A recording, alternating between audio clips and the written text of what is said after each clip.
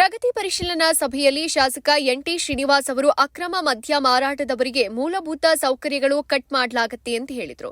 ಶಾಸಕ ಎನ್ಟಿ ಶ್ರೀನಿವಾಸ್ ಅವರು ಅಬಕಾರಿ ಇಲಾಖೆ ಅಧಿಕಾರಿಗಳನ್ನ ತರಾಟೆಗೆ ತೆಗೆದುಕೊಂಡು ಬಹಳ ಅಚ್ಚುಕಟ್ಟಾಗಿ ಕರ್ತವ್ಯ ಮಾಡಬೇಕು, ಇಲ್ಲದಿದ್ದರೆ ಕಾನೂನು ಕ್ರಮ ಜರುಗಿಸಲಾಗುವುದು ಅಂತ ಅಧಿಕಾರಿಗಳಿಗೆ ಖಡಕ್ ಎಚ್ಚರಿಕೆ ನೀಡಿದರು. ತಾಲೂಕಿನಲ್ಲಿ ಅನೇಕ ಹಳ್ಳಿಗಳಲ್ಲಿ ಎಣ್ಣೆಗಳನ್ನ ಮಾರ್ತಾ ಇದ್ದು ಅನೇಕ ಯುವಕರು ಈ ಒಂದು ಚಟಕ್ಕೆ ಬಲಿಯಾಗ್ತಿದ್ದಾರೆ. ಇದರ ಬಗ್ಗೆ ಕಠಿಣ ಕ್ರಮ ತೆಗೆದುಕೊಳ್ಳಬೇಕು ಎಂದು ಶಾಸಕ ಎನ್ಟಿ ಶ್ರೀನಿವಾಸ್ ಅವರು ಬಹಳ ಬೇಸರವಾಗಿ ವ್ಯಕ್ತಪಡಿಸಿದರು. ಹಳ್ಳಿಗಳಲ್ಲಿ ಎಣ್ಣೆ ಮಾರುವವರು 2 ಲಕ್ಷ ಅಥವಾ 3 ಲಕ್ಷ 10 ಲಕ್ಷ ಎಂದು ಹೇಳ್ಕೊಂಡು ಕೂಕೊಂಡಿರ್ತಾರೆ. ಕೆಲವು ಅಧಿಕಾರಿಗಳಿಗೆ ಲಂಚವನ್ನ ಕೊಟ್ಟಿರ್ತಾರೆ ಅಂತ ಆಕ್ರೋಶ ಹೊರಹಾಕಿದ್ರು.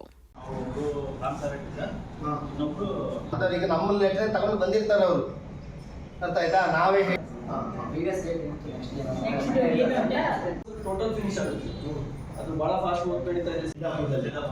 ನಿಮ್ಮ ವಾಸ ಇಲ್ಲಿ ಬುಕ್ಸು ಎಲ್ಲ ಪ್ರೊಸೀಜರ್ಸ್ ಕಾಲೇಜ್ ಇರ್ತದೆ, ಎಲ್ಲ ಡಿಸಿಪ್ಲಿನ್ ಇರ್ತದೆ, ಟೀಚರ್ಸ್ ಎಲ್ಲ ಪಾಠ ಮಾಡ್ತೀರಿ, ಪರ್ಸೆಂಟೇಜ್ ಬರ್ತದೆ, ಮಕ್ಕಳು ಪಾಸ್ ಆಗ್ತಾರೆ, ಹೋಗ್ತಾರೆ. ಆದರೆ ತುಂಬ ಶಾಕಿಂಗ್ ಥಿಂಗ್ಸು ಹಾಸ್ಟೆಲ್ಗಳಲ್ಲಿ ಆಗ್ತದೆ. ವಿಶೇಷವಾಗಿ ರೆಸಿಡೆನ್ಷಿಯಲ್ ಸ್ಕೂಲ್ಸಲ್ಲಿ ತುಂಬ ಆಘಾತಕಾರಿ ಬೆಳವಣಿಗೆಗಳು ಆಗ್ತಾ ಇದ್ದಾವೆ. ಎಸ್ಪೆಷಲಿ ಗರ್ಲ್ಸ್ ಇದರಲ್ಲಿ ಆಗ್ತಾ ಇದ್ದಾವೆ. ಅದು ಸಮಾಜಕ್ಕೆ ಅತ್ಯಂತ ಒಂಥರ ಖೇದಕರ ಸಂಗತಿ. ಇಂಥದ್ದನ್ನು ನಾವು ಇಂಥ ವಿಷಯಗಳು ಕೂಡ ನಾವು ಕೇಳಬೇಕಾ ನೋಡ್ಬೇಕಾ ಅನ್ನೋಂಥದ್ದು ಭಾಳ ಶಾಕಿಂಗ್. ಇದು ಎಲ್ಲೇ ಆದ್ರೂ ನಾವು ಎಚ್ಚರಿಕೆ ವಹಿಸಬೇಕಾಗ್ತದೆ. ಈಗ ನೀವು ಸ್ಟಾಫ್ ಬಂದಿದ್ರ, ನರ್ಸಿಂಗ್ ಸ್ಟಾಫು ಇವಾಗ ಪ್ರತಿ ಹಾಸ್ಟೆಲ್ಗೂ ಒಬ್ರು ಇರ್ತಾರೆ.